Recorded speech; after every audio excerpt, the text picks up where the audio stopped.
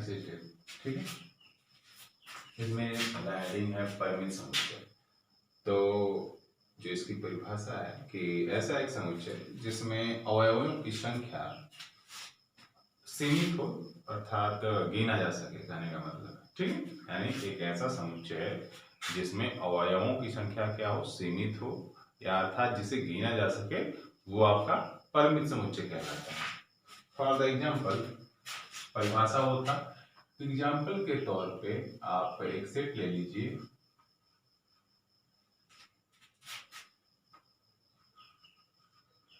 पचास से कम प्राकृतिक संख्या, ठीक है। तो ए में क्या हो जाएगा, 1 2 3 dot dot dot dot dot 4 9 50, ये गिना जा सकता है, ठीक। 50 तक है तो आप आराम से गिन सकते हैं। ये पहला एग्जांपल था, आप समझ जाएंगे मैं क्या कहना चाह रहा हूं। b बराबर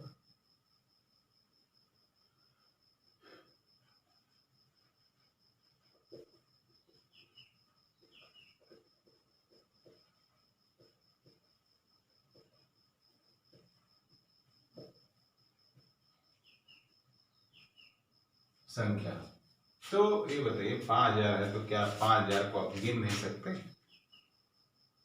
थोड़ा बड़ा है लेकिन फिर भी आप गिन सकते हैं, यानी सीमित है, कहने का मतलब असीमित नहीं है, ठीक है। यानी कोई भी सेट जिसमें एलिमेंट्सों की संख्या निश्चित हो, सीमित हो, या अर्थात आप गिन सकते हैं, 5000 भी है तो आप गिन सकते हैं, ठीक है। तो ये क्या कहलाएगा, परिमित समुच्चय।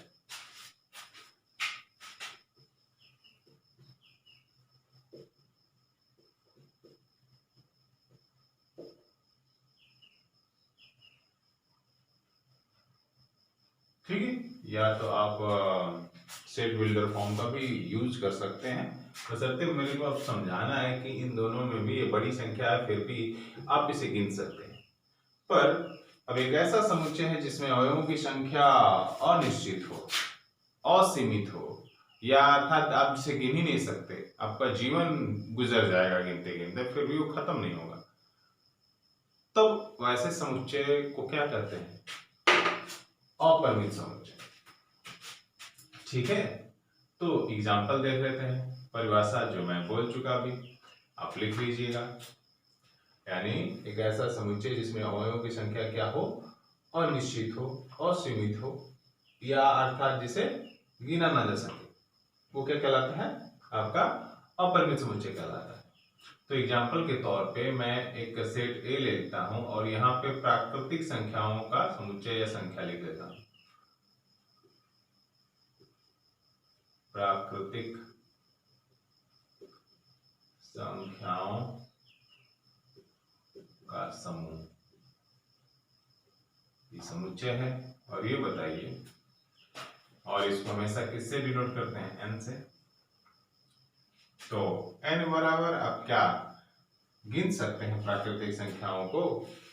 किसी बच्चे को तो ऐसा नहीं लग रहा है कि 1 से लेकर 100 तक को प्राकृतिक संख्या कहते हैं, 101 ना होगा प्राकृतिक संख्या। तो अगर लग रहा है तो गलत है, क्योंकि 101 भी प्राकृतिक संख्या, और इसके बाद जो आने वाली धनात्मक संख्याएं, वो जो भी तुम बना सकते हो अपने दिमाग से, सारी की सारी प्राकृतिक संख्याओं में शामिल होंगे।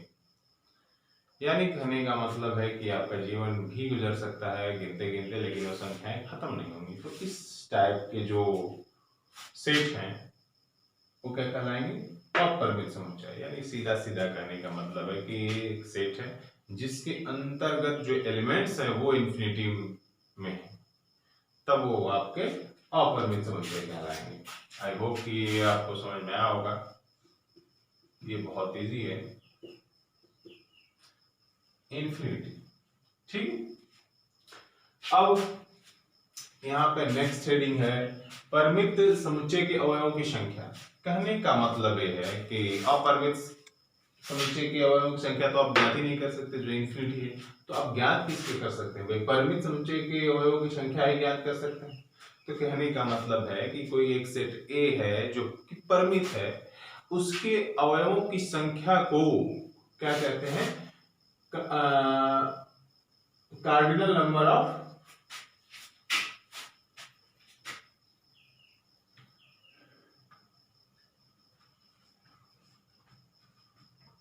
फाइनाइट सेट, यानी किसी भी परिमित समुच्चय के अवयवों की संख्या कहते हैं, ठीक, कार्डिनल नंबर कहते हैं उसको। तो इसका आप डेफिनेशन लिख लेंगे कि किसी परिमित समुच्चय ए के अवयवों की संख्या उस समुच्चय का कार्डिनल नंबर कहलाता है, और जिसे आप एन ए, अगर वो सेट ए है तो एन ए से सूचित किया जाता है। ठीक है, मैं आपको परिभाषा ये लिख देता हूं।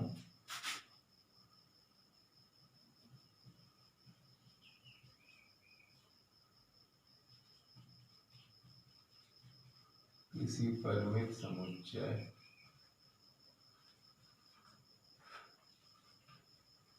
ए के अवयवों की संख्या उस समुच्चय ए का कार्डिनल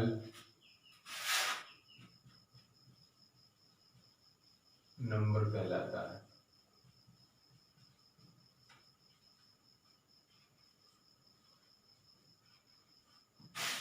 और इसे एन ए से सूचित किया जाता। कहने का मतलब है कि एक सेट है, ठीक है, परिमित सेट है, और उसमें कुछ ना कुछ एलिमेंट्स हो, भाई हो सकता है 10 हो, 20 हो, 30 हो। तो जो संख्या है, नंबर है एलिमेंटों की, उस नंबर को कार्डिनल नंबर कहते हैं। और याद रहे, अगर कोई सेट ए है तो उसे एन से सूचित करेंगे, अगर यहाँ बी रहता तो ये एन बी से सूचित करते। ठीक है, आइए एग्जाम्पल के तौर पे ले लेते हैं। आपका एक सेट है, अंग्रेजी वर्णमाला के स्वरों का संग्रह। तो ए में क्या आ जाएगा? ए ई आई ओ यू। इसमें कुल कितने एलिमेंट्स हैं? 1 2 3 4 5। तो एन ए बराबर आप क्या लिख सकते हैं? 5। अगर इसमें मैं पूछता तो 1 से लेकर 50 गो एलिमेंट हैं, तो आप क्या लिख सकते हैं? डायरेक्टली 50 एलिमेंट्स हैं इसके अंदर, 5 एलिमेंट हैं, और इसके अंदर आप बता ही नहीं सकते, क्योंकि इंफिनिटी केस में है। ठीक है, आइए नेक्स्ट स्टेप पर। कह रहा है समतुल्य समुच्चय। मान लीजिए कि यहाँ पे दो समुच्चय ए और बी हैं, तो अगर दोनों में एलिमेंटों की संख्या, अवयवों की संख्या अगर समान हो, तब उसे समतुल्य समुच्चय कहते हैं। ठीक है, तो आप परिभाषा लिख लेना कि इन्हीं दो समुच्चय ए और बी के लिए यदि उनमें अवयवों की संख्या समान हो तो क्या कहलाएंगे? एक दूसरे के समतुल्य समुच्चय कहलाएंगे। परिभाषा हो गया, एग्जांपल देख लीजिए। उसके अंदर एलिमेंट्स कौन एक जैसे हैं कि नहीं है, इससे कोई मतलब नहीं है, बस नंबर्स ऑफ एलिमेंट्स यानी सदस्यों की संख्या केवल बराबर होना चाहिए। संख्या एक जैसे हो या नहीं हो, इससे कोई मतलब नहीं करता समतुल्य समुच्चय में। एग्जांपल देख लीजिए। ए बराबर 1 2 3 और बी बराबर है ए बी सी। तो क्या यहाँ पे समुच्चय ए और बी समतुल्य समुच्चय कहलाएंगे? हाँ, बिल्कुल कहलाएंगे। इसके अंदर एलिमेंट्स कौन कौन से हैं, इससे कोई मतलब नहीं है, बस ये देखना है कि इसका जो कार्डिनल नंबर 3 है और इसका जो कार्डिनल नंबर अगर 3 है, दोनों अगर सेम है तो वो एक दूसरे के क्या कहलाएंगे? समतुल्य समुच्चय कहलाएंगे। ठीक है, इसको निरूपित करने का कोई चिन्ह दिया है? हाँ बिल्कुल, अगर समतुल्य समुच्चय को निरूपित करना है तो आप ऐसे लिख सकते हैं। वैसे ज्यादातर आपने क्लास 10th में यूज किया है, ठीक है। यानी दो समतुल्य समुच्चय, कहने का मतलब है कि दो समतुल्य समुच्चय है तो आप इसे निरूपित कर सकते हैं, और आपके दिमाग में ये चीज हमेशा रहे कि दो समतुल्य समुच्चय कि में केवल उनके अवयवों की संख्या समान होती है, अवयव समान नहीं होते हैं, ठीक है। आइए अब नेक्स्ट स्टेप देखते हैं। इस संकेत के बारे में, ठीक है। ये दो अलग अलग संकेत हैं, इसको इंप्लाइज पढ़ा जाता है, ठीक है, या हिंदी में आप इसे कह सकते हैं इंगित करता है, और ये दूसरा जो है इसको इंप्लाइज एंड इंप्लाइड बाय लंबा चौड़ा पढ़ा जाता है, ठीक है। आप इसका क्लास 10th में यूज नहीं है, इसका 10th में बहुत ज्यादा यूज किए हैं, पर आप इसको या के फॉर्म में जानते हैं, बेशक किए होंगे लेकिन इसका नहीं किए हैं। तो यहां पे इसका क्या मतलब है, इसका क्या मतलब है मैं आपको समझा रहा हूं, ठीक है। तो पहले इसकी बात करते हैं इंप्लाइज की। इसको पढ़ते क्या है, इंप्लाइज इंग्लिश में, और आप हिंदी में आप बोल सकते हैं इंगित करना। हिंदी थोड़ा वर्ड लगता है कि आप बोले किसी चीज को यह इंगित करता है, जबकि इंप्लाइज बोलना बहुत सुटेबल बैठता है। तो ज्यादातर आप लोग जब भी प्रॉब्लम सॉल्व करिएगा या कोई भी चीजें सॉल्व बनाइएगा तो इंप्लाइज करिएगा इसको, ठीक है।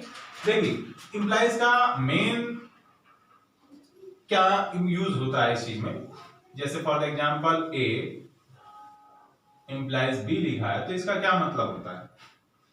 वैसे इस तरह तो आप डायरेक्टली कर सकते हैं कि ए जो है ये कहना चाह रहा है कि ये बी को इंगित करेगा, या कंडीशन के शर्त पर कि ये अगर होगा तो ये नीचे वाला आएगा। जैसे आप द्विघात एग्जांपल लेके मैं समझा देता हूं। तो पहले आप इसे पढ़ेंगे क्या, ए इंप्लाइज बी, ठीक है। अब एग्जांपल लेके समझते हैं। x square minus 3x plus 2 equal to 0, ठीक है। तो ये एक द्विघात समीकरण है, तो इसको हम अगर गुणनखंड तोड़ते हैं तो यहां क्या लिखते हैं, इंप्लाइज का यूज करते हैं। वहां पे हम लोग या बोलते थे क्लास 10th में, लेकिन यहां आप देखिए सेट की बात करता है। सेट में हम इसको ज्यादातर इंप्लाइज ही बोलेंगे, बाकी जगह जहां यूज करेंगे आप इसे और बोलते हैं, या बोलते हैं, ठीक ना। पर जो सेंस समझाना चाह रहा हूं ये क्यों होता है, क्यों यूज करते हैं। कह रहा है कि यदि ये है तो हम इसको ऐसे लिख सकते हैं, दोनों का गुणा करेंगे तो 2 आ जाएगा प्लस 2, और दोनों को जोड़ेंगे तो माइनस 3 आ जाएगा। कह रहा है कि यदि ये है तो इसको लिख सकते हैं, अगर ये है तो मैं इसको लिख सकता हूं। मैंने कहा ना यदि ये है तो इसको हम लिख सकता हूं, ये इसको इंगित करता है, ये इसको इंगित कर रहा था, ये इसको इंगित कर रहा है। बात समझ में आ रही है। अब एक इसको इंगित कर सकता है, x minus 1 into x minus 2 equal to 0। तो अब देखिए ये जो चीजें हैं ये क्या करेंगे, अगर कोई चीज पहले से है तो इसको क्या किसी दूसरे रूप के फॉर्म में रिप्रेजेंट कर सकते हैं। बेशक अगर ये है तो मैं इसको इस तरीके से इंगित कर सकता हूं।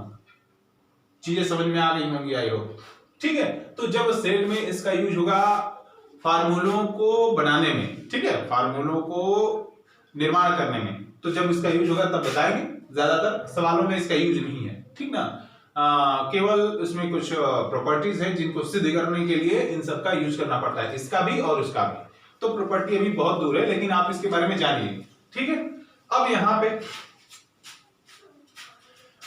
यहां पे अगर ए, इसे लोग कितने लोग द्विधा बोलते हैं, ठीक ना, द्विधा हिंदी में, लेकिन आप इसे इफ थोड़ा जोर देके, इफ सिंपल इफ, लेकिन ये क्या है, इफ यानी बहुत थोड़ा उस पर जोर देना है। या तो आप बोल सकते हैं इफ एंड ओनली इफ, या implies and implied bye.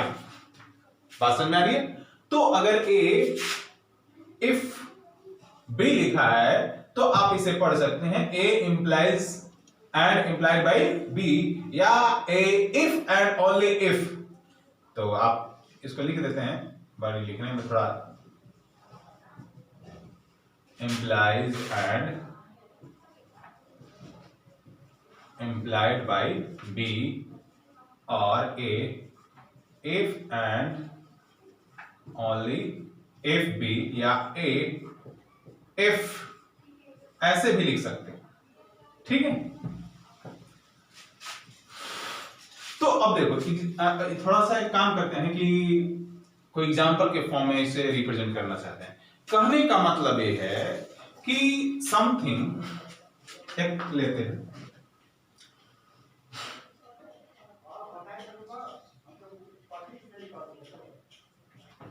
Suppose that कि ए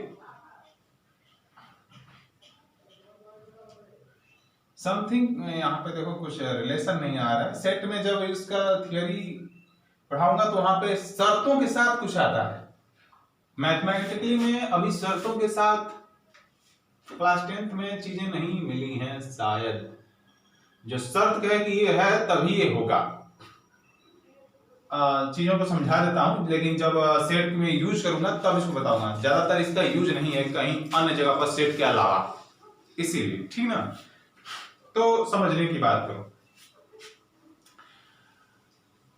एक एग्जांपल लेते हैं। मान के चलो कि आप लोग हो, तो आप लोग क्यों, सिंपल सा क्वेश्चन है, आप लोग क्यों हो। तो एक क्लियरली जवाब हो सकता है कि यदि आपके माता पिता हैं तभी आप हो सकते हैं। कहने का मतलब यदि और केवल यदि आप तभी होंगे जबकि आपके माता पिता हों। तो पैदा कैसे होगा आदमी, बात समझ में आ गई ना। तो कुछ शर्त देगा, उसके अनुसार कुछ यहाँ पे नोटेशन करना रहता है। तो सेट में क्या है ना कि जब प्रॉपर्टी को सिद्ध करना होता है तो वहां कंडीशन हमें पता होती है कि ये है तभी हम इसको बोल सकते हैं, अन्यथा हम नहीं बोलेंगे। आई होप कि आपको समझ में आया। अगर नहीं भी आया तो कोई घबराने वाली बात नहीं है, बस इतना याद रखना इसको पढ़ते क्या है मैं वहां पे समझा दूंगा जब थियरी में प्रॉपर्टीज को सिद्ध करूंगा तब, ठीक है। अब बात करते हैं समान समुच्चय की, ठीक है। तो समान समुच्चय क्या है कि समान समुच्चय, अगर मैं कहूं कि आपको समानता दर्शानी हो तो आपको दो चीजों की जरूरत पड़ेगी भाई। मेरी और मैं किसी अन्य से समानता दर्शानी है तो कम से कम दो चीजों की जरूरत पड़ेगी जिससे मैं समानता दर्शा सकूं। तो यहाँ पे भी दो सेट चाहिए, ठीक है। तो आप परिभाषा देख लीजिए, कह रहा है कि मान लीजिए कोई दो समुच्चय हैं, ठीक है, तो वे दोनों समान समुच्चय कहलाएंगे, लेकिन कब, जब ए का प्रत्येक अवयव बी में हो और बी का प्रत्येक अवयव ए में हो, ठीक है। तो आप परिभाषा लिख लीजिए, दो समुच्चय ए तथा बी समान समुच्चय कहलाते हैं यदि ए का प्रत्येक अवयव, यदि ए का प्रत्येक अवयव समुच्चय बी में तथा समुच्चय बी का प्रत्येक अवयव समुच्चय ए में हो, ठीक है। एग्जाम्पल के तौर पे लेट ए बराबर 1 2 3 एंड बी बराबर है 3 2 1, ठीक है। तो क्या आप बताइए, क्या समुच्चय के प्रत्येक एलिमेंट बी में है? एक है बी में, हाँ है, दो है, हाँ है, तीन है, हाँ है। देखिए यहां पे क्रम से कोई मतलब नहीं है कि इसको आगे पीछे क्यों रखे हैं, ठीक ना, बस उपस्थित होना चाहिए। तो ए का अगर प्रत्येक अवयव बी में है और बी का प्रत्येक अवयव ए में है तो ये दोनों क्या कहलाएंगे? समान समुच्चय कहलाएंगे। और इसको निरूपित कैसे करेंगे? ए इक्वल बी, यानी जब समान होगा तो बराबर का चिन्ह लगाएंगे। अब एग्जांपल देखिए, ये फर्स्ट था, दूसरा लिख लेते हैं 1 2 3। इसी एग्जांपल को रिपीट करते हैं ताकि आपको आसानी से समझ में आए, लेकिन थोड़ा सा चेंज कर लेते हैं। तो यहां पे ए का प्रत्येक अवयव बी में है लेकिन बी का प्रत्येक अवयव ए में नहीं है, 4 एक्स्ट्रा है बी में, तो इसका मतलब ए समान समुच्चय नहीं है। और भी समान समुच्चय का एग्जांपल ले लीजिए, ठीक है।